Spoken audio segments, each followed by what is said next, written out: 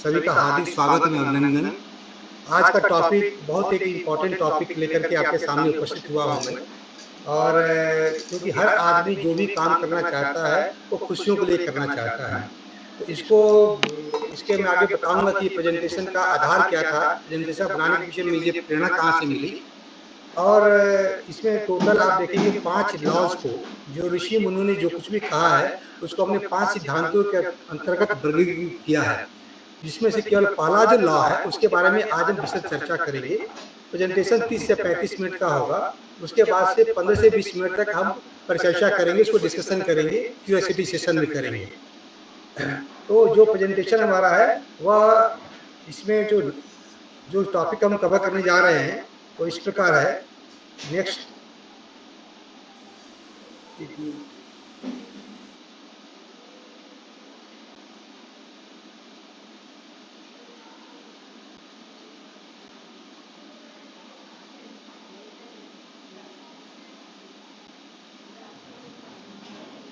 गुरुजी mute हो गए, video mode में आइए।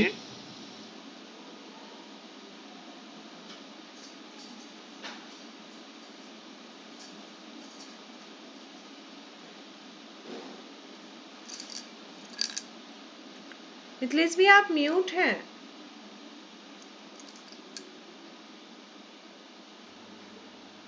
हाँ जी बोले। इस स्लाइड एक मिनट। तो हम जो कंटेंट जो डिस्कस करेंगे इसमें प्रस्तावना है, दूसरा लॉज ऑफ हैप्पीनेस है, और तीसरी इसकी व्याख्या करेंगे तीसरे स्टेप में, और चौथे स्टेप में हम निष्कर्ष पर आएंगे।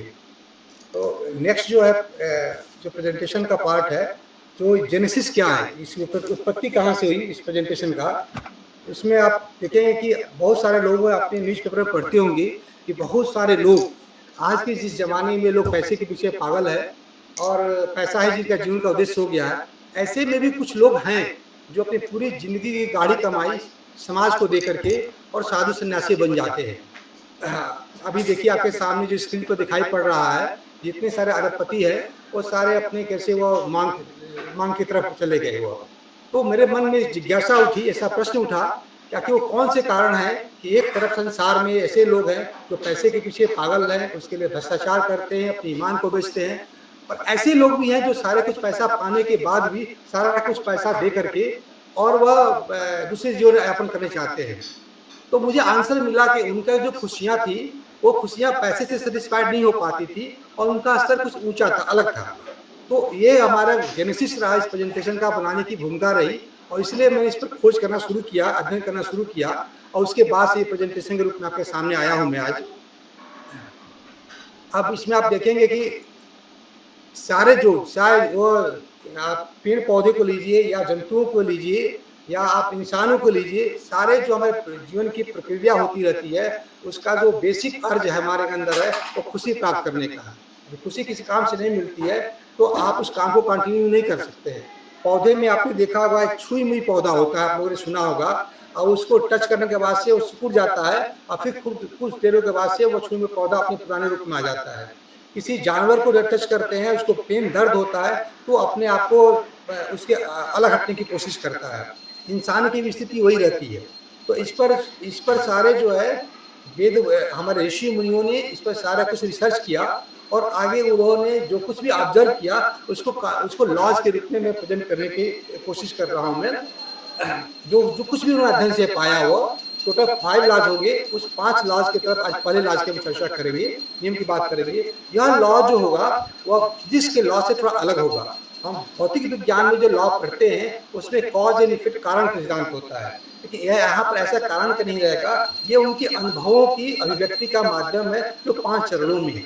हर इंसान जो चाहता है वह अपनी खुशियाँ चाहता है और वो खुशियाँ असीम चाहता है जिसकी कोई सीमा न हो, लेकिन ऐसा होता नहीं है।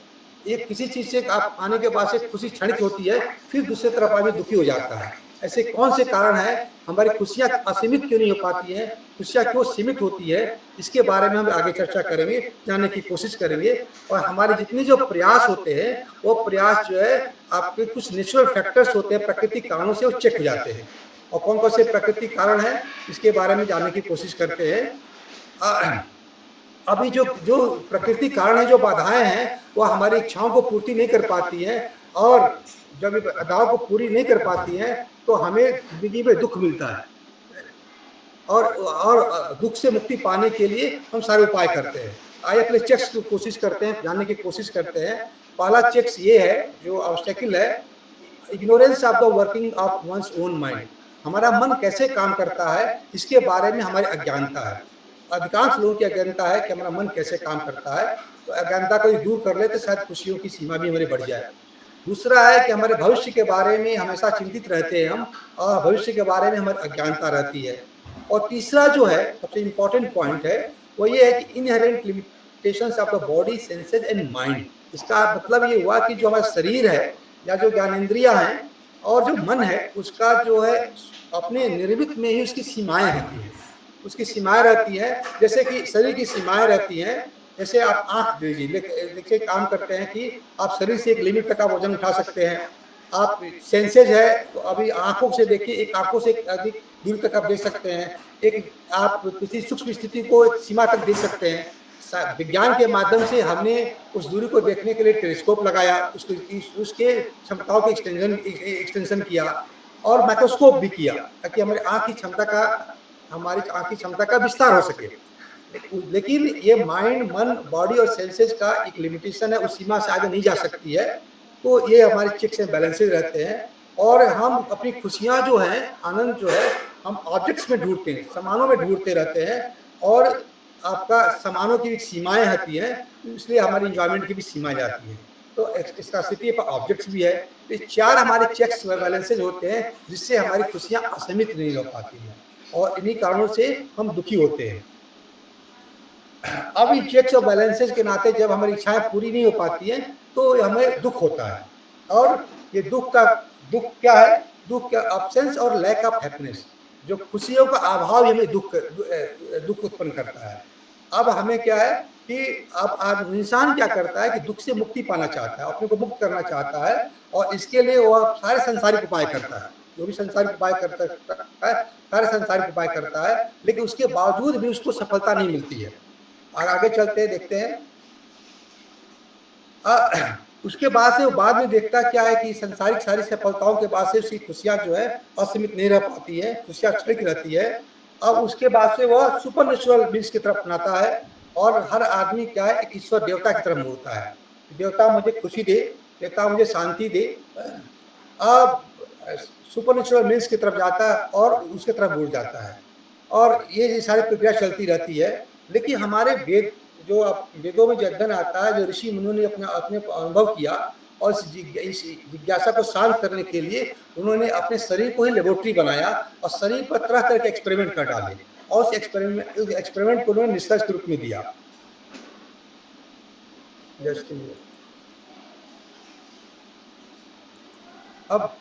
अब उनकी जो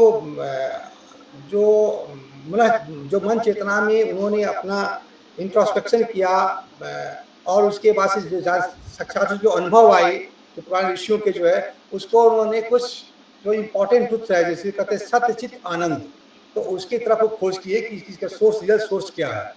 और जैसे मैंने भी कहा था कि ये जो हम लॉ जिसकी चर्चा करने जा रहे हैं, यह जो ऋषि मुनियों ने अपने अनुभवों से जो विचार व्यक्त किए, उस विचारों का एक सर्टेन पैटर्न पर एक हमने इसको सजा कर रखा है, जाने की उसके लिए हम उसी पैटर्न से हम उसको जानने की कोशिश करेंगे लॉज के माध्यम से।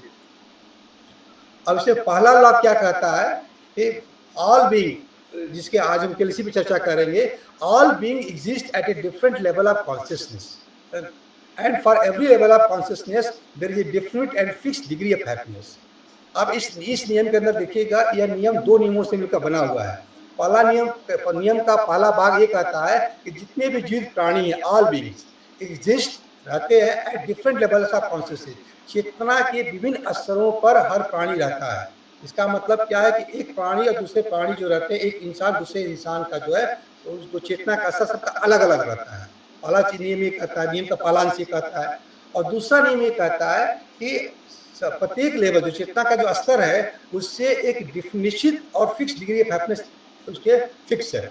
आप चेतना के, जैसे मान लीजिए चेतना के हम 5 स्तर मानते हैं। चेतना का स्तर 1 है, पहले स्तर पर जो रहेगा, चेतना के दूसरे स्तर पर है, तो पहले स्तर पर जो उसका हैप्पीनेस होगा वो फिक्स होगा, निश्चित मात्रा में और निश्चित क्वालिटी का उसको हैप्पीनेस मिलेगा, वो दूसरे लेवल से डिफरेंट रहेगा। अब इसको कैसे और समझ सकते हैं, जैसे एक साधारण उदाहरण से समझने की कोशिश करते हैं। किसी को समोसा खाना है, किसी को जलेबी खाना है, उसको खुशी मिलती है। किसी को कविता लिखने में खुशी मिलती है, किसी को कविता सुनने में खुशी मिलती है, किसी को गद्य लिखने में खुशी मिलती है, किसी को म्यूजिक इंस्ट्रूमेंट को प्ले करने में आपको मिलता है, किसी को पेंटिंग में खुशी मिलती है, किसी को रिसर्च करने में खुशी मिलती है। तो इस सारे के सारे एग्जाम्पल में आप देखेंगे कि सबका चेतना का स्तर अलग अलग है, और चेतना का स्तर में आप समान तौर से कर सकेंगे कि जो समोसा खाता है, जलेबी खाता है, या कोई खाद्य पदार्थ खाता है जो सेंस ऑर्गन से कंटेक्ट में आता है, तो उसकी खुशियाँ क्षणिक होती हैं। लेकिन यही चेतना का स्तर जब आगे बढ़ता है, जब कोई कविता लिखता है, या कोई आर्टिकल लिखता है, या कोई रिसर्च करता है, साल भर रिसर्च करने के बाद रिसर्च पेपर पब्लिश करता है, तो वो उसका खुशी का स्तर अलग होता है। तो ये सामान्य तौर पर आप सभी पाएंगे कि जैसे जैसे किसी के कविता लिखना हुआ, किसी का रिसर्च पेपर पब्लिश करना हुआ, या किसी के पेंटिंग हुआ, ये खुशियाँ ज़्यादा देर तक अस्थायी रहती हैं उसके तुलना में जो कि आदमी खाद्य पदार्थ खाता है जिससे खुशियाँ मिलती है। जैसे आपने रसगुल्ला खाया, जलेबी खाया, समोसा खाया, वो खुशी आपको 5 मिनट, 10 मिनट, 15 मिनट, 20 मिनट, आधा घंटे तक रहती है। या कोई आपको सफलता मिलती है, तो मैच जीतते हैं तो वो रहती है, खुशी रहती है। लेकिन यदि आप कोई आर्टिकल लिखते हैं, कोई आप कविता लिखते हैं, कोई रिसर्च शोध पेपर पब्लिश करते हैं, तो या कोई म्यूजिक आप प्ले करते हैं, कोई धुन बनाते हैं, तो ये खुशी काफ़ी देर तक रहती है। इसका मतलब कि चेतना का स्तर उसका अलग अलग रहता है। तो ये लॉ ये कह रहा है कि चेतना के अलग अलग स्तर होते हैं, और हर प्राणी के चेतना का स्तर अलग अलग पर निर्दिष्ट करता है। दूसरा इस नियम का अंश ये कहता है कि हर चेतना का जो स्तर है उससे एक निश्चित मात्रा में हमें एक हैप्पीनेस मिलता है। जैसे कि उदाहरण के तौर पर समोसा खाने वाला, जलेबी खाने वाला आदमी जो सेंस ऑर्गन पर जिंदा रह रहा है, उसका यदि लेवल 1 कॉन्शियस है, तो उससे जो खुशी उसको मिलने वाली है, जिसकी मात्रा है, वो एक आपको निश्चित मात्रा मिलेगी। और ये मात्रा जो आर्टिकल लिखता है, जो कविता लिखता है, जो रिसर्च पेपर पब्लिश करता है, या किसी दूसरे को हेल्प करता है, सेवा दान करता है, उससे जो खुशी मिलती है, वो खुशी का स्तर दूसरा अलग होगा, और चेतना का ऊंचा स्तर होगा, और खुशी ज़्यादा अस्थायी रहेगी। अब इसको आगे और एक्सप्लोर करने की कोशिश करते हैं हम। अब इसको थोड़ा-सा हम विज्ञान के दृष्टि से देखेंगे। हाई स्कूल में जो बहुत सारे लोग इसमें जो जुड़े होंगे, हाई स्कूल के विज्ञान के विद्यार्थी रहे होंगे, इसको थोड़ा विज्ञान के माध्यम से समझने की कोशिश करते हैं, और उससे आपको समझने में शायद आसानी होगी। जैसे कि हाई स्कूल में हमने पढ़ा था कि ये इलेक्ट्रॉन्स जो है एटम्स के अंदर न्यूक्लियस होता है, और न्यूक्लियस के चारों तरफ इलेक्ट्रॉन्स अपनी कक्षाओं में चक्कर लगाते रहते हैं, और ये इनका जो कक्षाएं रहती है, जो ऑर्बिट होता है, हर ऑर्बिट का एक एनर्जी लेवल होता है। तो जैसे आप कॉन्शियस लेवल को माने, तो अब कॉन्शियस लेवल का भी एक एनर्जी लेवल है। उसी तरह से आप यहाँ देखेंगे कि न्यूक्लियस है, यहाँ पर नाभिक है किसी एटम का, और ये ऑर्बिट है, और यहाँ नीचे n=1 पहला ऑर्बिट है, n=2 दूसरा ऑर्बिट है, n=3 तीसरा ऑर्बिट है। और आप ध्यान देंगे कि हर ऑर्बिट, जैसे कि सभी हम जानते हैं कि हर ऑर्बिट की एनर्जी फिक्स रहती है, उसी तरह से हमारे चेतना का जो स्तर रहता है, जिस स्तर पर इंसान जीता रहता है, उसकी भी चेतना की ऊर्जा फिक्स रहती है। अब देखिए, अब चेतना यहाँ पर आप देखेंगे कि ट्रांजिशन दिखा रखा आपने। अब हम मनुष्य का एक हमेशा प्रयास रहता है कि हम अपने वो चेतना के स्तर को ऊंचा करें, खुशियों को अस्थायी करें। अब इसके लिए आप फिजिकल साइंस में जाएंगे तो आप यहाँ पर देखेंगे कि एब्जॉर्प्शन होता है। जब बाहर से एनर्जी मिलती है तो इलेक्ट्रॉन जो है एब्जॉर्ब करके हायर स्टेट में जाता है, अपर स्टेट में जाता है, और अपर स्टेट में जाने के बाद से फिर वो लोअर स्टेट में आता है, तो इसका इमिशन रेडिएशन निकलता है। अब ये सामान्य प्रक्रिया फिजिक्स या केमिस्ट्री में आपकी होती रहती है, जिसे हम समझते हैं। अब इसको इंसान के रूप में देखते हैं। इंसान में क्या होता है, एक इंसान अपने प्रयासों के माध्यम से अपने चेतना के स्तर को बढ़ाता है। अब चेतना के स्तर को बढ़ाने के लिए उसकी ऊर्जा का स्रोत आंतरिक भी हो सकता है, बाहर भी हो सकता है। किसी के सत्संग के माध्यम से उसका ऊर्जा का स्तर बढ़ सकता है, किसी किताबों को पढ़ने से बन सकता है, जीवन में होने वाली घटनाएं उसके माध्यम बन सकती हैं। बहुत सारे ऐसे कारण होते हैं जिससे उसका चेतना का स्तर वह अपना बढ़ाने की कोशिश करता है। और यहाँ पे ध्यान देंगे कि एक बार चेतना का स्तर ऊंचा हो जाने के बाद से भी पूरी की पूरी संभावना है कि आदमी नीचे भी गिर सकता है। जैसे कि कोई जरूरी नहीं कि कविता लिखने वाला आदमी, रिसर्च पेपर पब्लिश करने वाला आदमी उसी स्टेट पर रहे, वह फिर समोसा खाने के लिए, चिकनी खाने के लिए, फिर आनंद के लिए नीचे आकर के तो खा सकता है, सेंस ऑफ प्लेजर की तरफ बढ़ सकता है। तो लेकिन जब ऊपर से नीचे आता है तो लेकिन उसकी क्वालिटी में अंतर आता है। जैसे कि आप यहाँ पर देखेंगे कि हायर ऑर्बिट से जो लोअर ऑर्बिट में इलेक्ट्रॉन जंप करता है तो उससे एनर्जी निकलती रहती है। अब एनर्जी को एब्जॉर्ब करके इलेक्ट्रॉन जो है आपका लोअर ऑर्बिट से हायर ऑर्बिट में गया, एनर्जी एब्जॉर्ब किया। अब वह हायर आप दूसरे में देखिए येलो मार्क देखिएगा, जब हायर एनर्जी से लोअर एनर्जी की तरफ आता है तो जो एनर्जी डिफरेंस रहता है वह उससे रेडिएशन निकलता रहता है। इसी तरह से जब इंसान अपनी चेतना के स्तर को ऊंचा करता है तो उससे जब इफर्ट से इसको इफर्ट करने के लिए ऊर्जा की आवश्यकता पड़ती है।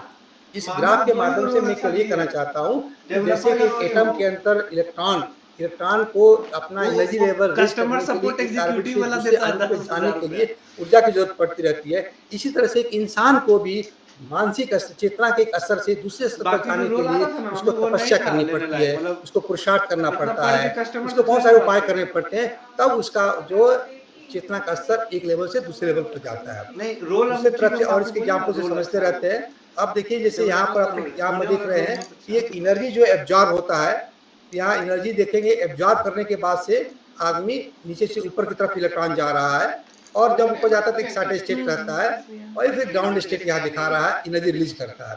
तो जब आदमी ऊंचे स्तर से नीचे स्तर की तरफ आता है तो उसके बहुत सारे चीज एनर्जी उसमें निकलता रहता है।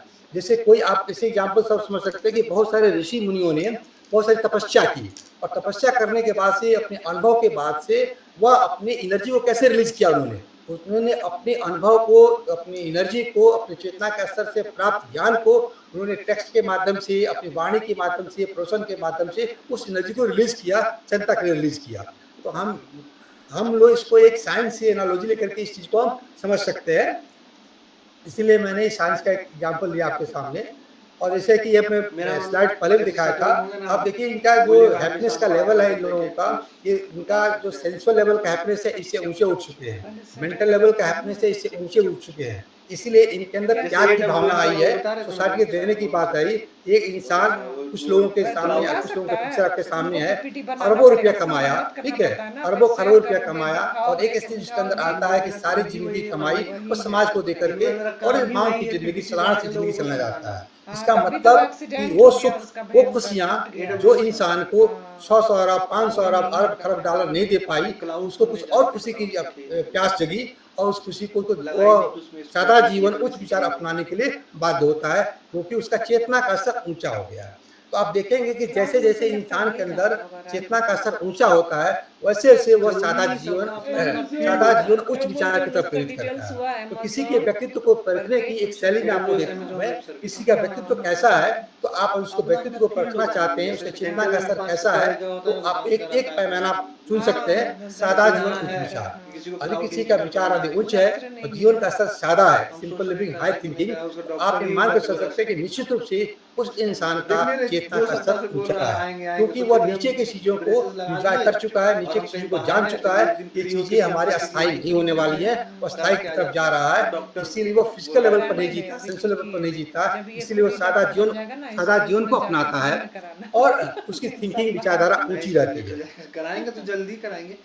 स्टेबल डॉक्टर रहता ना, तुम पहला अब हमारे ऋषि मुनियों ने कहा है कि जैसे हमारे पिंड के अंदर जो रहता है वो अथा ब्रह्मांडे तथा पिंडे, ह्यूमन बॉडी के अंदर भी जो लेवल रहता है, जितने लेयर्स रहते हैं और ब्रह्मांड में भी रहता है। इंडियन जो इंडिविजुअल ह्यूमन पर्सनालिटी को, व्यक्तिगत जो मानवीय व्यक्तित्व को है वह माइक्रोकॉस्म कहते हैं, ठीक है, और जो पूरे ब्रह्मांड को मैक्रोकॉस्म कहते हैं। समष्टि है व्यष्टि, तो समष्टि में व्यष्टि, मैक्रोकॉस्म मतलब व्यष्टि और समष्टि मतलब यूनिवर्स। तो दोनों सभी में 5 लेयर रहते हैं और जो व्यष्टि जो है समष्टि में समाहित रहता है।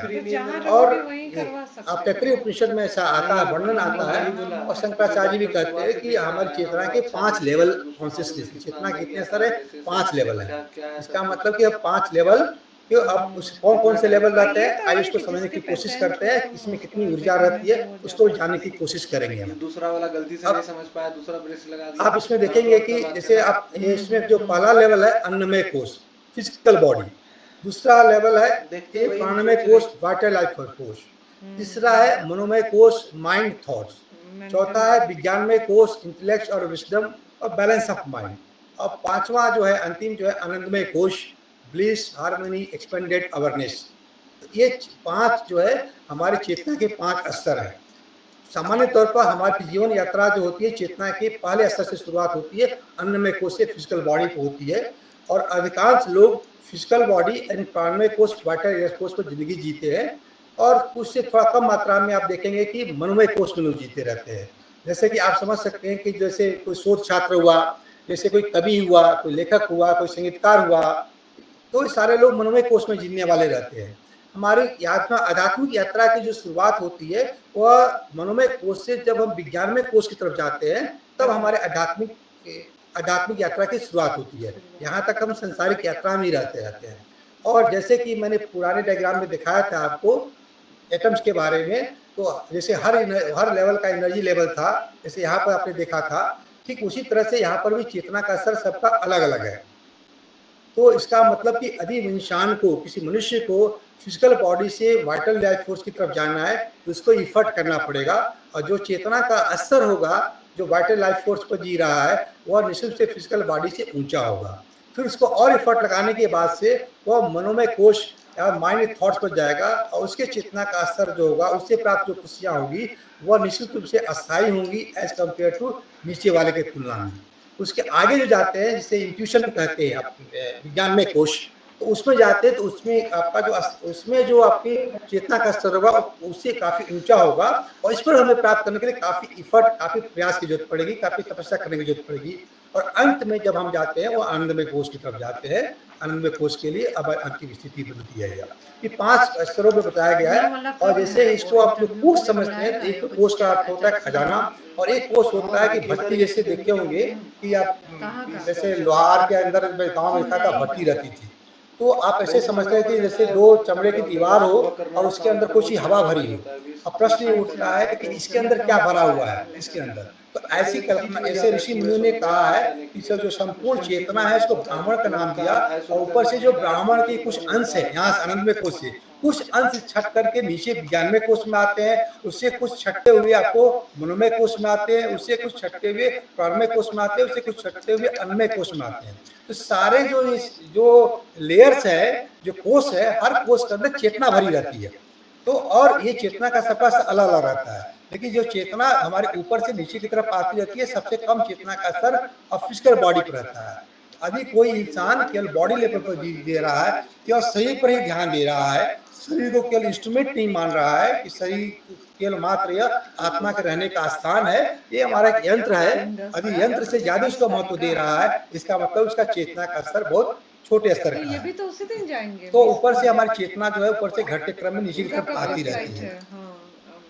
अब जैसे मैंने आगे इसे बात कहा था कि यूनिवर्स जो मैक्रोकॉम्स जो समष्टि में, व्यष्टि का समष्टि में रहता है और विलय रहता है, और 5 लेयर्स उसमें भी मिलते हैं, उससे हमारे ब्राह्मण से हमारे सारे कुछ चेतना हमारे अंदर आती रहती है। ये 5 लेवल्स ऑफ कॉन्शियसनेस है। उसी दिन इनका 4 अब जैसे अब एक आत्मा जो विचलित करती रहती है, आप देखेंगे कि जब व्यष्टि से समष्टि की जब यात्रा होती है, तो आप जैसे कि इसको सोलर सिस्टम से समझने की कोशिश करेंगे आप, तो अब जैसे मान लीजिए कि डिफरेंट ऑर्बिट्स में सारे प्लैनेट्स घूम रहे हैं, और इसका सेंटर, आपका सेंटर या सोलर सन है। इसी तरह से मान लें कि यहाँ सोल है, उसके चारों तरफ जैसे मान लें कि ये यात्रा कर रही है, तो यात्रा में टकराने वाले जो भी इसका अनुभव होंगे, उससे हमारा ये जो व्यष्टि जो है समष्टि में समाहित होगी। तो इसकी यात्रा के दौरान जो आने वाले जो अनुभव होगा, उस अनुभव जो है वह उसके संस्कार के रूप में कन्वर्ट होगा। जैसे कि यहाँ बताया था मैंने कि ये 5 जो कोश हैं, जो 5 चेतना के स्तर हैं, इस स्तर में आदमी अचानक अन्नमय कोश में नहीं जा सकता है, उसका धीरे धीरे विकास होता है। वह अन्नमय कोश से प्राणमय कोश, प्राणमय कोश से मनोमय कोश में जाता है।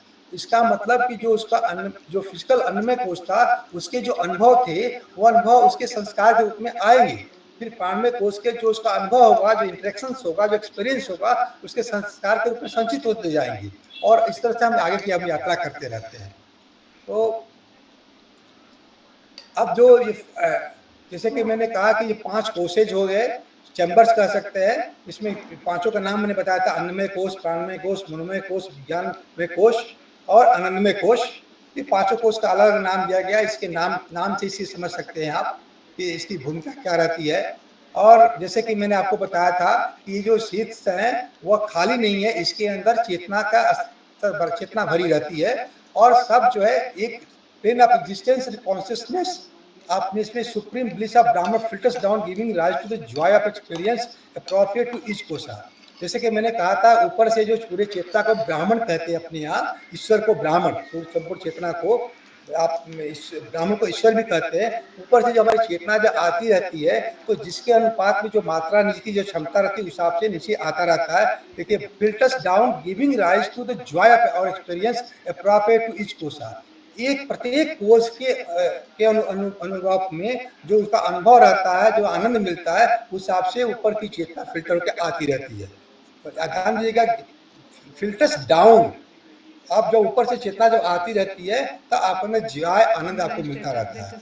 Atman is a part for reflection of the infinite consciousness and bliss known as Brahman. आत्मा हमारी जो पार्ट है वह आप जो अनंत जो चेतना है उसके हमारे पार्ट में हम आत्मा उसकी पार्ट है। अब आप देखेंगे कि जैसे मैं पहले भी कहा था कि जो प्रत्येक जो कोष है, जो प्रत्येक कोष है वह हमारे रिकॉर्ड करता है जो भी हमारे अनुभव होते हैं और एक लेटेंट इंप्रेशन सत्ता है जिसके हम संस्कार के नाम से जानते रहते हैं। तो हमारे संस्कार जो फिजिकल बॉडी से ऊपर जाते रहते हैं, वह फिजिकल बॉडी से आप जब अन्नमय कोष से आप जब प्राणमय कोष से आनंदमय कोष जाते रहते हैं। ये यात्रा के दौरान हमारे जो संस्कार, हर यात्रा में संस्कार बनते रहते हैं। और अब होता क्या है कि जो आप जो ज़्यादा लोग सेंसलिस्ट होते हैं, जो सेंस में ही हैप्पीनेस ढूंढते रहते हैं, अब उसमें सारे लोग अहंकार ज़्यादा रहता है और अहंकार वाले लोग जो दो लेवल में जीते रहते हैं, एक तो बॉडी लेवल पर और दूसरा वाटर ब्रीथ जो है प्राणमय कोष के ऊपर जीते रहते हैं। और अहंकार क्या है? अहंकार आपका फॉल्स सेल्फ है। तो इसीलिए कहते हैं कि यदि आत्मा को जानना है तो अहंकार को गलाना होगा। अहंकार जब गलती है तभी हम आत्मज्ञान हमें प्राप्त होता है। तो आज हमने क्या सीखा? आज हमने केवल जो है ऋषि मुनियों के द्वारा दिए गए ज्ञान को हम 5 लॉज के बारे में पढ़ेंगे। इसलिए पहले लॉ के बारे में हमने पढ़ा और पहले लॉ से हमने क्या सीखा कि प्रत्येक जीव जंतु, प्रत्येक प्राणी का है जो है एक निश्चित चेतना के निश्चित स्तर पर रहता है और चेतना के जिस स्तर पर रहता है उस चेतना के स्तर के अनुरूप से उसकी हैप्पीनेस और जो खुशी की जो मात्रा है, खुशी की जो दशा और दिशा है वो निर्धारित रहती है। इसका कहने का आशय क्या है कि जो अन्नमय कोष में आज मनुष्य जी रहा है और एक मनुष्य मनोमय कोष में जी रहा है, तो दोनों के खुशियों के स्तर में, गुणवत्ता में बहुत अंतर होगा। और प्रत्येक मनुष्य को अपना चेतना के स्तर को ऊंचाने का प्रयास करना चाहिए। जैसे कि मैं शुरू में कहा था कि खुशियों को हर इंसान चाहता है कि खुशियों की सीमा उसकी असीम रहे, अनंत रहे और उसकी जिंदगी में कभी दुख ना आए, लेकिन ऐसा होता नहीं है। तो यदि हम ये चाहते हैं कि जिंदगी हमारी खुशियों से भरी पड़ी रहे, खुशियों की सीमा असीम रहे, तो हमें अपने चेतना के स्तर को बढ़ाना पड़ेगा। क्योंकि जैसे जैसे चेतना का स्तर बढ़ेगी वैसे वैसे हमारी जो खुशियों की दशा और दिशा है, जो मात्रा है और जो क्वालिटी है वह बढ़ेगी। और इसीलिए हमारी यात्रा जो है अन्नमय कोष से आनंदमय कोष की तरफ होती रहती है। तो हमने इसमें सोर्स ऑफ हैप्पीनेस क्या है इसमें देखने की बात की थी। और जो सोर्स ऑफ हैप्पीनेस, हमारा जो अल्टीमेट सोर्स ऑफ हैप्पीनेस है वो आत्मा है, ठीक है। तो अब इस तरह से मेरा आज का प्रेजेंटेशन खत्म होता है और मैं आगे की परिचर्चा के लिए आप सभी को आमंत्रित करता हूँ। बहुत बहुत धन्यवाद भैया, बहुत सुंदर। तो इसको प्रेजेंटेशन को क्लोज कर दें। हाँ ठीक है। हाँ सुमित भाई, आपका स्वागत है। आप बताएं कि आज क्या अच्छा लगा और इसमें आप और कुछ जोड़ना चाहते हैं तो प्लीज आप बताएं, अनम्यूट होके। जी सुमित जी। जी मुझे बहुत अच्छा लगा और यह जो बता रहे थे कोशों के बारे में, यही हमारा विषय है और इस विषय पे हमारा गोल्ड मेडल है शास्त्रार्थ में, कोशों के ऊपर। ये हमने पंचदशी ग्रंथ होता है वेदांत का, तो उसी ग्रंथ का है यह विषय। बहुत इसमें संपूर्ण उन्होंने बताया है। इसमें एक विषय है, जैसे इन्होंने कहा आत्मा ब्लिस यानी कि आनंद का विषय है। अतः यहाँ पे शंका होती है कि कस्यचित पुरुष को क्या होता है कि धिंग माम, मुझे धिक्कार है ना। खुद को कोई लोग धिक्कार देते हैं, कभी कभी क्या कहते हैं कि सुसाइड कर लेते हैं। तो अगर ऐसा है तो आत्मा से, अगर आत्मा परम प्रेम का आस्पद है, परम प्रेम की वस्तु है, तो आत्मा में इस प्रकार का विषय आना कि धिंग मां, मुझको धिक्कार है, यह कैसे संभव है। तो एक विषय इसी में दिया हुआ है, इसी कोश वाले विषय में पंचदशी में आता है। तो वहां पे लिखा है कि द्वेषस्य उपलभ्यमानत्वात्, तत्र जो द्वेष है वो वही द्वेष है, बाहर के किसी तत्र दुखम निमित्तकम अस्ति, जो दुख है वो निमित्तक होता है, कहीं बाहर से कोई दुख आता है। स्वतः जो आत्मा है एष ह्येव आनंदयाति, छांदोग्य उपनिषद कहता है कि आत्मा जो है वही केवल आनंद का विषय है। चाहे मास बीत जाए, अब्द युग कल्प, मासाब्द युग कल्पेशु गतागम्येषु अनेकधा, नोदिति नास्तमेत्येका संवित एषा स्वयं प्रभा। यह जो आत्मा है संवित, यह स्वयं प्रभा है, अर्थात इसको कोई और प्रकाशित नहीं करता है, अपितु यह स्वयं प्रकाशित भी है और दूसरों को भी प्रकाशित करता है। और इसमें एक विषय है सत्य चित्त आनंद। तो सत्य के विषय में किंचित बोलूं तो सत्य का अर्थ होता है त्रिकालाबाधितत्वम सत्वम, जिसकी तीनों कालों में बाधा नहीं होती है, अर्थात भूत भविष्य वर्तमान, इन तीनों कालों में जिसका कोई बाधा नहीं है उसको सत पदार्थ कहते हैं। फिर चित्त होता है चैतन्य स्वरूप जो है, फिर आनंद स्वरूप होता है। आनंद स्वरूप के भी बहुत बहुत व्याख्या है इसके ऊपर। तो मुझे बहुत अच्छा लगा, आज मुझे बहुत अच्छा जानने का एक मौका मिला, और विज्ञान का छात्र होने के नाते जो विज्ञान के विषय से सर ने बताया बहुत बहुत ही रोचक लगा। और मैं अपने विज्ञान के जो साथी हैं हमारे आईआईटी में, मैं उन्हें भी इस विषय को जरूर, मैंने जो स्क्रीनशॉट लिया है मैं उन्हें भी दिखाऊंगा, बतलाऊंगा, और मुझे बहुत अच्छा लगा। जी जी, बहुत बहुत धन्यवाद, बहुत सुंदर। और कभी आप भी अपने समय निकालकर हम लोगों का ज्ञानवर्धन करें। आपका स्वागत है, ऐसे ही जुड़ते रहें, बहुत सुंदर। और आज के विषय में क्या, और अमित रंजन है हमारे साथ जुड़े हुए। जी अमित रंजन जी, आप सुन रहे थे? हाँ सूरज भैया आप बोलेंगे। हरे कृष्णा। सूर्य, हाँ हरे कृष्णा। हरे सूर्य, कृष्णा। हाँ अमित राजन राज बोल रहा हूँ, हाँ गोपालगंज अमित, से हूँ मैं, हाँ एक्चुअली बताएं बिहार में रहता बताएं। हूँ जी। काफी अच्छा लगा, नया कॉन्सेप्ट चीज़ें को सीखने को मिला इसमें। कुछ तो पता है बट कुछ नई चीज़ें भी मिली। जो सच्चित आनंद बता रहे थे ना, सत मतलब इटर्नल होता है, चित मतलब कॉन्शियस, और आनंद मीन्स जॉयफुल। तो ये हमारी इटर्नल चीज़ें होती है। तो जो हैप्पीनेस होता है वो सच्चित आनंद होता है। कोई भी हम अगर काम करते हैं हैप्पीनेस के लिए ही करते हैं, चाहे वो गाड़ी खरीदते हैं या बंगला बनाते हैं या अर्निंग करते हैं। लेकिन जो हम टेम्पोररी प्लेजर होता है, जैसे इसमें बताया था कि कुछ हम खरीदते हैं तो कुछ देर के लिए प्लेजर होता है। फिर वो जैसे मैं मोबाइल खरीदा कोई नया, आईफोन लिया, तो एक दिन 2 दिन अच्छा लगेगा, 10 दिन रहेगा, लेकिन वो टेम्पोररी है। परमानेंट जो है वो इटर्नल होती है।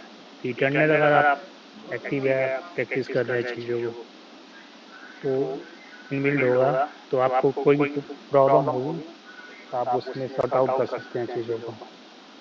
अपने एक समान दुख हो या सुख हो, आप समान रूप में बिहेव करेंगे या उस चीज़ को देखेंगे। तो काफ़ी अच्छा कॉन्सेप्ट है, अच्छा लगा मुझे। बहुत सुंदर, ऐसे ही हम सब आगे बढ़ें। और जी सूर्य भाई बताएं आज आप। जी मैं तो बहुत अच्छा लगा। पिछले 3 वीक से लगातार सर का सुन रहा हूँ, और आज अच्छा से सुनने का मौका मिला।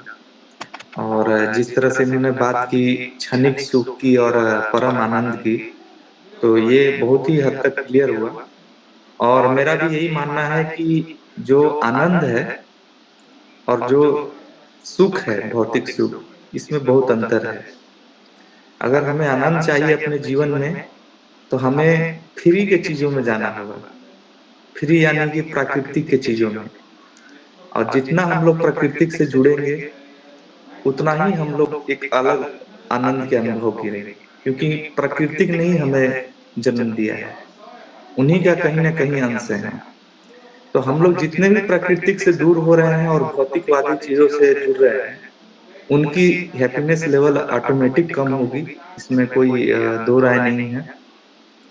और मेरा भी यही मानना है कि अगर आपको आनंद चाहिए तो आप योग करें, ध्यान करें, भक्ति करें, आप अपने महत्वाकांक्षाओं को आगे बढ़ाएं। अगर आपकी कुछ सोच ऐसी है कि समाज में बदलाव चाहते हैं, या फिर कुछ ऐसा कार्य जो मानव इंसान को बेहतर बना सके, इंसानियत को बेहतर बना सके, हमारी सभ्यता कल्चर को बेहतर बना सके, तो इन सबों को जो जिन्होंने इन्होंने बताया कि फोकस करना चाहिए, इस तरह के काम करना चाहिए, ये सचमुच हमारा भी विचार यही है। और मुझे बहुत अच्छा लगा ये सेशन। धन्यवाद सर। और मैं चाहूंगा कि अगले सेशन भी मैं आपसे जरूर सुनूं, समझूं। सभी लोगों को धन्यवाद। बहुत बहुत धन्यवाद भाई, बहुत सुंदर बहुत सुंदर। और आज के बारे में कोई बताना चाहेंगे? खुद से आएंगे? अशोक भैया, ललितेश्वर भैया हैं जी। भैया प्रणाम। ललितेश्वर भैया भी शुरू से जुड़े थे, तिवारी भैया भी जी भी। चलिए, सबसे पहले तो यहाँ पे उपस्थित सभी जो गणमान्य हैं, हमारे वरिष्ठ हैं, उनको मेरा शाही प्रणाम, और जितने भी हमारे कनिष्ठ हैं उन सभी को शाही आशीर्वाद। हम लोग को श्रोता में ही रहने दीजिए। देखिए, खुशियां झलक रहा है चेहरे पे, और खुश रहना अपने आप में एक बहुत ही बेहतरीन चीज है। मिथिलेश सर ने बहुत ही शानदार तरीके से अपना प्रेजेंटेशन दिया, और उस प्रेजेंटेशन के माध्यम से हमें बहुत ही गूढ़ रहस्यों के बारे में थोड़ी थोड़ी जानकारी मिली। साथ में सुमित जी ने थोड़ा सा व्याख्या किया, संस्कृत का उच्चारण किया, वेदों के बारे में थोड़ी सी बात की, उपनिषद के बारे में बात की, और उसके माध्यम से जो आनंद और खुशियों के बारे में बताया वो भी अपने आप में काबिले तारीफ था। तो हम विशेष नहीं बोलेंगे, हम तो सिर्फ इतना जानते हैं, सदा मुस्कुराते रहें, लोगों को मुस्कुराने का मौका दें, जहां मौका मिले लोगों को खुशियां प्रदान करें। आप अगर अपने आप में आत्मसंतुष्ट हैं तो उससे बड़ी खुशी इस दुनिया में कुछ भी नहीं है। और उस आत्मसंतुष्टि के लिए आध्यात्म की ओर जाना पड़ेगा, प्रकृति से जुड़ना पड़ेगा, लोगों में खुशियां प्रदान करना पड़ेगा। आपके अंदर जो भी चीजें हैं उस जानकारी को, उस ज्ञान को लोगों तक पहुंचाना पड़ेगा। यही खुशी रहने का सबसे बड़ा साधन है। बहुत बहुत धन्यवाद, बहुत बहुत आभार। बहुत सुंदर भैया, बहुत सुंदर, प्रणाम।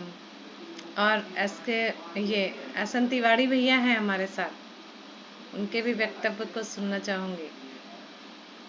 प्रणाम भैया। तिवारी भैया को प्रणाम। सविता सिंह के आईडी से यदि रंजीत भैया हैं और उन्होंने क्या समझा, क्या सुना, यदि बताना चाहें तो प्लीज रंजीत भैया को भी आगे आने दें। सविता सिंह के आईडी से।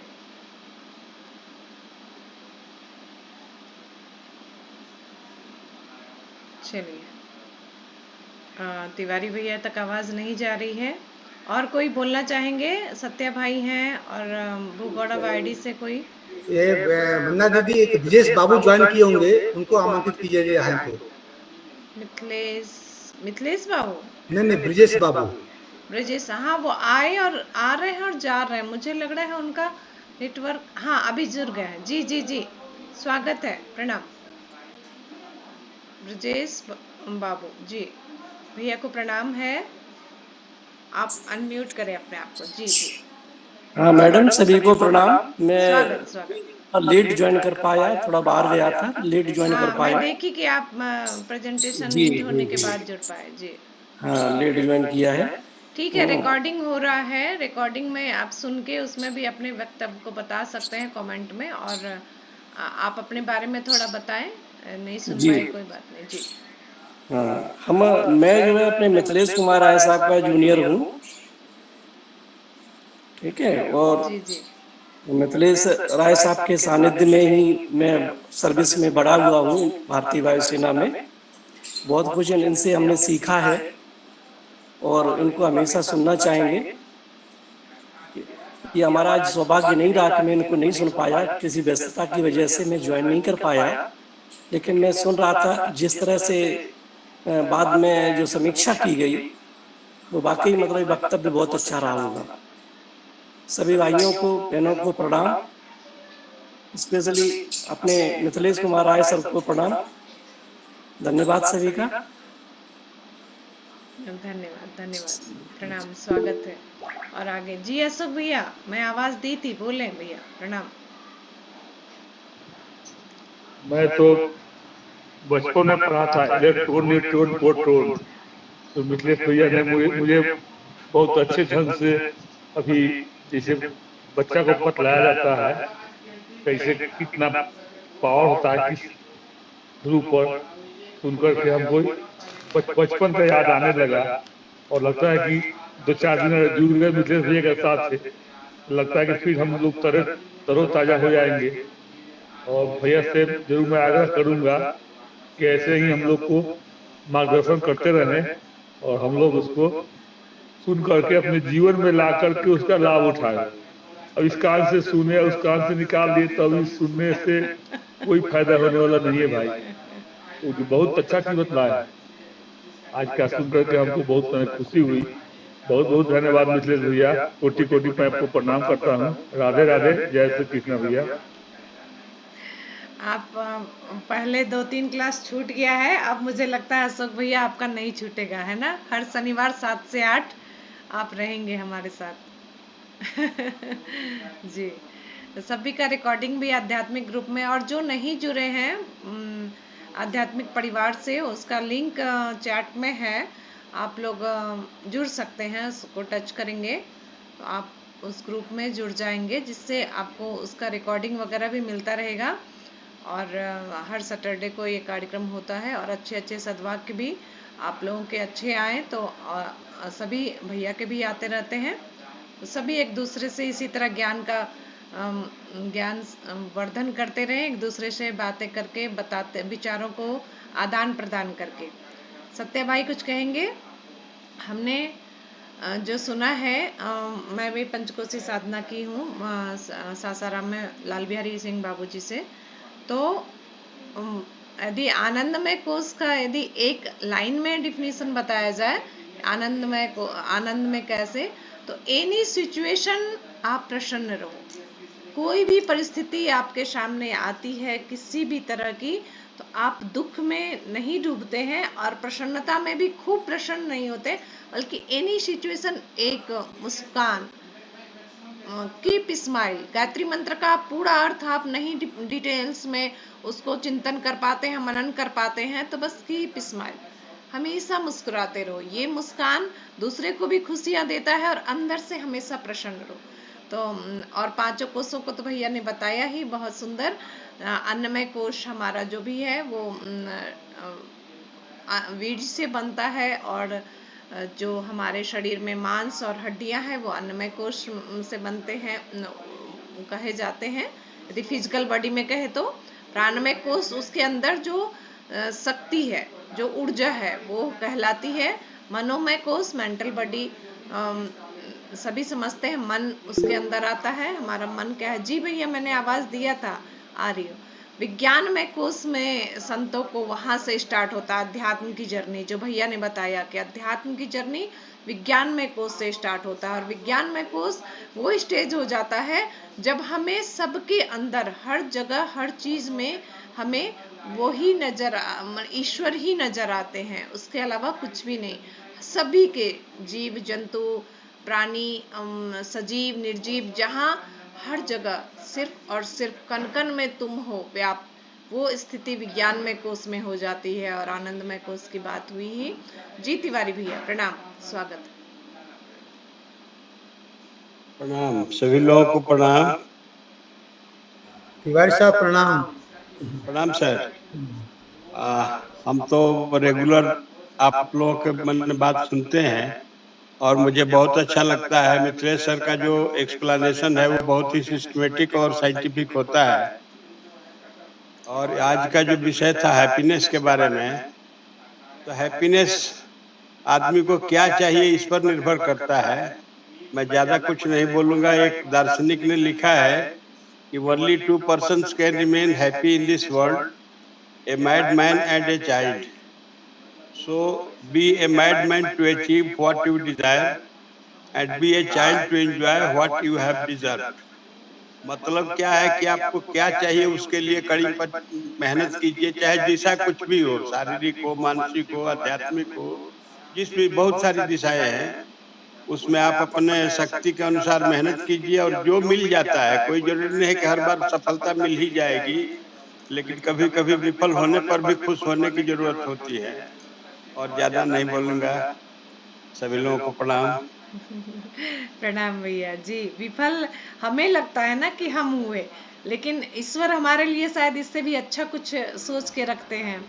तो वही सही बात है, बिल्कुल वही मैं कहना चाहता था। जी जी जी जी, बहुत बहुत धन्यवाद जी। तिवारी सर, तिवारी सर आवाज आ रही है मेरी? जी जी, अच्छी वाली आ रही है। मैं भारतीय वायुसेना में काम करने के दौरान faculty of leadership and instructional training एक इंस्टीट्यूट है, फ्लिट जिसे बोलते थे हम लोग, तो वहाँ पर लीडरशिप की ट्रेनिंग होती थी। उस क्लासेस में मैं एक बात कहता था खुश होने के लिए, हैप्पीनेस के लिए, कि जो आपकी इच्छा से होता है तो आदमी मनुष्य खुश रहता है। जो आपकी इच्छा से होता है वो अच्छा होता है, जो आपकी इच्छा से नहीं होता बहुत अच्छा होता है, क्योंकि वो ईश्वर की इच्छा से होता है। तो जब ये फार्मूला आप जिंदगी में लगाएंगे तो आप सदैव खुश रहेंगे। और जैसे बन्ना दीदी ने कहा कि विज्ञान में कोष की तरफ अपने आप बढ़ जाएंगे। तो आप मनुष्य छोटा प्राणी छोटे स्तर से सोचता है, उसके इच्छानुरूप जो काम होता है तो खुश हो जाता है, बट उसके इच्छानुरूप जब काम नहीं होता तो दुखी होता है। तो उस समय आप ये सोचिए कि यह हमसे जब परम सत्ता है ईश्वर, उसके इच्छा अनुरूप हो रहा है और निश्चित रूप से वो बहुत अच्छा होगा हमारे लिए। तो इस स्थिति में इस फॉर्मूले को अपना लिया जाए तो मेरे हिसाब से समभाव आ जाएगा, हर स्थिति में मनुष्य खुश रहेगा। चलिए तिवारी साहब, बहुत बहुत धन्यवाद, आपने जो प्रतिक्रिया व्यक्त की। और आप जैसे लोग जुड़ते हैं, साई जी ने बहुत अच्छा वक्तव्य दिया, और आज नए जो समित वशिष्ठ साहब ने दिया उनकी टिप्पणी मुझे बहुत अच्छी लगी। और एसके साहब थे, उन्होंने प्रकृति की बात कही थी, तो उन्होंने मेरी बातों को ही दूसरे तरीके से कहा था कि व्यष्टि के समष्टि में मनुष्य प्रकृति से ही आया है, प्रकृति में जब जाएगा तो कोई डिफरेंस नहीं रह पाएगा। तो जितना प्रकृति के करीब रहेंगे तो आप देखेंगे कि मनुष्य ज्ञान की खोज में क्यों पेड़ को नीचे तपस्या करता था। एक प्रेजेंटेशन दिया था मैं 5 जून को वृक्षारोपण के समय में, तो मैंने वो दिखाया था कि न्यूटन को भी ज्ञान वृक्ष के पेड़ के नीचे ही मिला, और महात्मा बुद्ध को भी फिजिकल साइंस का भी वही ज्ञान मिला, और स्पिरिचुअल साइंस महात्मा बुद्ध को भी पेड़ के नीचे ही ज्ञान मिला। ठीक है, क्योंकि दोनों प्रकृति के करीब, प्रकृति के साथ थे। तो हमें जो जैसे उन्होंने कहा था कि वेदों की ओर लौटो, तो अब मैं कहता हूँ कि प्रकृति की ओर लौटो। आज का नारा ऐसे यही नारा होना चाहिए कि सभी मनुष्य जो है प्रकृति की ओर लौटे, जितना प्रकृति में रहे, नेचुरल रहे, नेचर की तरफ जाए, निश्चित रूप से हमारे कदम आनंदमय की तरफ बढ़े। अब समय आ गया है कि वेदों के साथ साथ तब प्रकृति की ओर लौटे। बहुत ही अच्छा लगा, मुझे बहुत प्रोत्साहन मिला, और मैं कोशिश करूंगा कि मेरे अगली प्रस्तुति जो है इससे भी अच्छी रहे। बहुत बहुत आभार आप सभी का। बहुत बहुत धन्यवाद जी। मंच के संचालक सत्य प्रकाश भैया, प्लीज आप हैंड रेज करते हैं ना। प्रणाम सभी को, और सभी लोग को देख करके भी बहुत अच्छा लगता है, खुशी होती है। अभी मिथिलेश भैया बता रहे थे कि हर एक लोगों को कुछ न कुछ करके कुछ काम करते हैं जिससे खुशी होता है। तो हमें खुशी होती है जब आप सब लोग साथ में रहते हैं। धन्यवाद भैया, प्रणाम सभी को। और हमेशा उद्देश्य यही रहता है कि माध्यम ये होना चाहिए, चाहे वो अध्यात्म हो या फिर शिक्षा हो या रोजगार हो, उद्देश्य यही रहता है कि लोगों से जुड़े, अपने खास करके जितने भी लोग हैं उनको जोड़ करके और उनको कुछ न कुछ फायदा पहुंचाया जा सके, चाहे वो खुशी की बात हो या शिक्षा की बात हो। जैसे हमेशा हम लोग बोलते हैं ना अध्यात्म की। आज सुमित जी से बात हो रही थी जब हमारी, आज ये सेशन स्टार्ट होने के लगभग आधा घंटा पहले इससे परिचय हुआ, 2-4 मिनट बात हुआ और इन्होंने जुड़ने की बात कही और बहुत अच्छा लगा। फर्स्ट टाइम में जब भी बात करते हैं तो 4 मिनट तो पता चल जाता है, तो इनको मैंने बोला कि आप जुड़िए हम लोग के साथ, और आपके साथ भी बहुत अच्छे अच्छे लोग हैं जो कि अध्यात्म के क्षेत्र। तो आज जो हमेशा हम लोग बोलते हैं अध्यात्म का लोग पूजा पाठ से जोड़ दिया गया है। अगर किसी युवा को आज बोलिए तो वो लोग यही सोचेंगे कि ये लोग या तो पूजा पाठ करवाएंगे या फिर मंत्र का जानकारी देंगे या फिर कुछ, चूंकि अध्यात्म को भी बहुत पैसे से बोल सकते हैं या बहुत दूसरे तरीके से पेश किया गया है। तो हम लोग चाहते हैं कि अध्यात्म को बोझ नहीं बनाया जाए। आप बच्चे को अगर घर में हैं उनको पीटेंगे और पीट करके बोलेंगे कि तुम आरती करो, पूजा करो, वो कभी नहीं करेंगे, उनको बोझ बन जाएगा। लेकिन अगर हम लोग आरती मंगल करना शुरू करेंगे तो स्वाभाविक है कि वो बच्चे भी साथ में हमारे साथ देखेंगे। 1 दिन नहीं करेंगे, 2 दिन नहीं करेंगे, 3 दिन नहीं करेंगे, 4था दिन से करना शुरू करेंगे, और नहीं तो और 5वां दिन अगर आप नहीं करेंगे तो वो बताएंगे कि आज इस समय पूजा क्यों नहीं हो रही। तो अध्यात्म को हम लोगों को समझना है। यहाँ पे जैसे भैया जब मिथिलेश भैया बताते हैं पूरा साइंस के थ्रू, तो बहुत लोग जो खास करके जैसे हमारे साथ या फिर मिथिलेश भैया के साथ भी बहुत सारे लोग हैं जो IISc में और IIM में या IIT बोले, वो सभी लोग जुड़े हुए हैं और यहाँ पे भी जुड़ते ही हैं, आप लोग देख सकते हैं। तो वो लोग इस चीज को बहुत अच्छे से समझते हैं। तो हम लोग को बच्चों को जो हम लोग सिखाते हैं या किसी को भी अगर नए लोगों को बुलाते हैं कि आप अध्यात्म में जुड़िए, तो अध्यात्म में जुड़ने के लिए ये एक माध्यम है। कुछ न कुछ तो हमें नाम देना होगा। अब हम आपको बोल देंगे कि आप अध्यात्म को साइंस के थ्रू समझिए, तो बहुत सारे साइंटिस्ट लोग होंगे, वो बोलेंगे कि हमको तो सब कुछ आता ही है तो क्यों जुड़े। लेकिन यहाँ पे जब आते हैं तो उनको वो साइंस के अलावा और भी बहुत कुछ मिलता है जो उन्हें पता नहीं होता है। क्योंकि मिथिलेश भी अभी बहुत सारा यहाँ पे निमहांस में जैसे रिसर्च सेंटर में जा करके लोगों के साथ बात करते हैं, और IIT में जाते हैं, IISc में जाते हैं, और भी बहुत सारी जगह पे जा करके अपना प्रेजेंटेशन वगैरह देते हैं। तो वही छोटा चीज है कि ज्ञान हम लोग शिक्षा और विद्या जो बोलते हैं ना हमेशा, तो उसका भी ज्ञान का भी 2 अंग होता है, एक है शिक्षा, दूसरा है विद्या। तो शिक्षा से हम लोग क्या करते हैं कि बड़े बड़े डिग्री ले लेते हैं स्कूल कॉलेज में जा करके, जैसे एडवोकेट, इंजीनियर बन जाएंगे, प्रोफेसर बन जाएंगे। उनको भी देखते होंगे आप लोग कि एडवोकेट भी बन करके उसको भी पैसा कमाने का जरिया दूसरा होता है। लेकिन जब आपके पास विद्या आ जाता है तो उसमें जिंदगी जीने का कला आपको पता हो जाता है। इसमें सबसे ज्यादा होता है कि वही जब भी हम लोग विद्या लेते हैं तो विद्या से हम लोग अध्यात्म की ओर जाते हैं। उसमें हम लोगों को पैसा कमाने का भी तरीका जो होता है उसको सिखाया जाता है, जिसमें कि आप सत्संग कर सकते हैं या यहाँ पे जुड़ करके खुद भी जुड़ सकते हैं। देखिए, एक ऐसा मंच जहाँ पे कि आप अपने बच्चों के साथ, अपने पिताजी के साथ, अपने दादाजी के साथ, आज के डेट में ऐसा परिवेश हो गया है कि एक जगह बैठ के हम लोग टीवी नहीं देख सकते हैं, एक जगह बैठ करके हम लोग बात नहीं कर सकते हैं। लेकिन यहाँ एक ऐसा प्लेटफॉर्म मिल रहा है जहाँ पे सब लोग बैठ करके आप अपनी बात को सुन सकते हैं। आप अपने पत्नी को बता सकते हैं या सुना सकते हैं उनको कि देखिए क्या है साइंस, क्या है अध्यात्म, क्या है विज्ञान। अपने बच्चों को सिखा सकते हैं, अपने पिताजी को भी साथ में बैठा सकते हैं। तो इसलिए कोशिश ये करना है कि हम लोग खुद भी जुड़ें, अपने जान पहचान के लोग को भी जोड़ें, और जितने भी जिनको आप जानते हैं कि इस टाइप के माइंडेड हैं या जो नहीं इस माइंडेड हैं उनको जरूरी जोड़ना है, ताकि अगर गलत रास्ता पे भी जा रहे हैं तो हम लोगों के सही रास्ता पे जाएं। क्योंकि हमेशा बोला जाता है संगत का असर। तो अब देखिए आशुतोष भाई मुस्कुरा रहे हैं, बहुत अच्छा लग रहा है, धन्यवाद। हम लोग के साथ हमेशा आशुतोष जी जुड़ते हैं और सामाजिक लेवल पे बहुत बड़े स्तर पे काम करते हैं। माता जी के साथ जुड़े हुए हैं, भाई के साथ, सभी लोग बैठ के सुन रहे हैं आप लोगों का बात, बहुत अच्छा लग रहा है। देखिए बहुत अच्छा। अब यही परिवार है, एक ऐसा मंच जहाँ पे कि सभी लोग एक साथ जुड़ करके, जी प्रणाम, सभी को प्रणाम, और सभी लोग एक जगह जुड़ करके और बात को सुन पा रहे हैं। अब आशुतोष भाई के साथ हम लोग को कुछ भी जरूरत पड़ता है, किसी को भी एक मैसेज कीजिए। मैं तो कॉल बहुत कम लोगों को करता हूँ, मैसेज ही हमारा कॉल होता है। तो एक छोटा सा मैसेज भी कर देते हैं तो कहीं ना कहीं से व्यवस्था करके कुछ न कुछ उपाय निकाल ही देते हैं, सॉल्यूशन दे देते हैं। तो ये हम लोगों का संगत है। यहाँ पे जितने भी जो लोग जुड़े हैं, अभी युवा वर्ग को मैं हमेशा बोलता हूँ कि जैसे सुमित जी जैसे युवा हैं, हम लोग के साथ आइए। हमारे जैसे युवा आशुतोष भाई हैं, ललितेश्वर भैया हैं, मिथिलेश भैया हैं, उन लोग के साथ जुड़े हैं। तो संगत का असर होता है, आप लोग के साथ समय देते हैं। हमेशा बोलता हूं मैं कि हमारे युवा के पास डिग्री है, और हमारे साथ जितने भी मिथिलेश भैया हैं, ललितेश्वर भैया हैं, अशोक भैया हैं, आप लोग के पास एस.एन. तिवारी सर, इनको तो मैं कभी भूल ही नहीं सकता हूँ। बहुत दिनों से मिलने के लिए सोच रहा हूँ, बस सोच ही रहा हूँ कब मिलूंगा पता नहीं। तो क्या होता है, इनके पास डिग्री के साथ साथ अनुभव है। तो हम लोग चाहते हैं हमेशा कि युवा वर्ग इनके अनुभव को और समाज के लिए जितना ज्यादा हो सके फायदा दिया जाए, और लोगों को फायदा उठाना चाहिए। बहुत कम लोग जुड़ते हैं, उसके लिए हमें चिंता कभी नहीं रहती है। मैं चाहता हूं कि 2 लोग, 4 लोग, 5 लोग जुड़े, लेकिन वो 5 लोग फिर लोगों को जोड़े।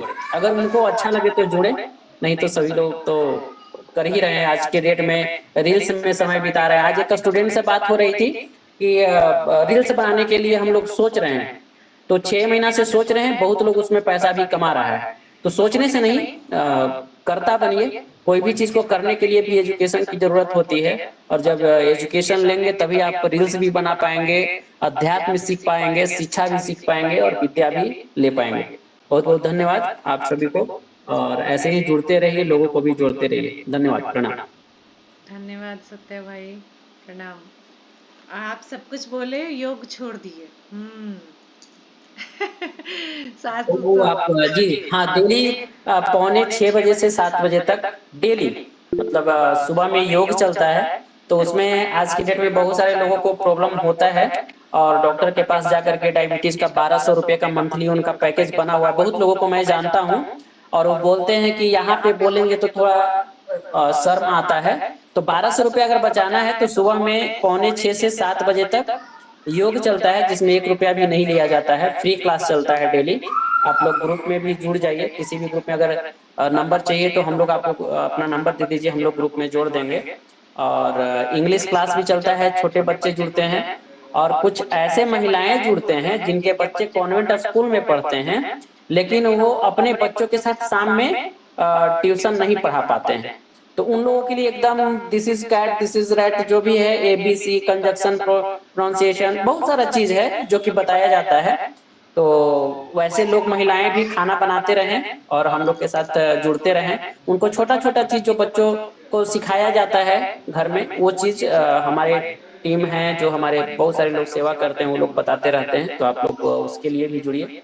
बहुत बहुत धन्यवाद दीदी, थैंक यू सभी को। धन्यवाद भाई। एस.एन. तिवारी भी अनम्यूट हैं, कुछ बोलना चाहते हैं तो बोले प्लीज, समय हो रहा है 8-10 हो गया जी। बहुत ज्यादा समय अब नहीं लेना चाहते हैं, इतना ही कहना चाहते हैं कि अध्यात्म के लिए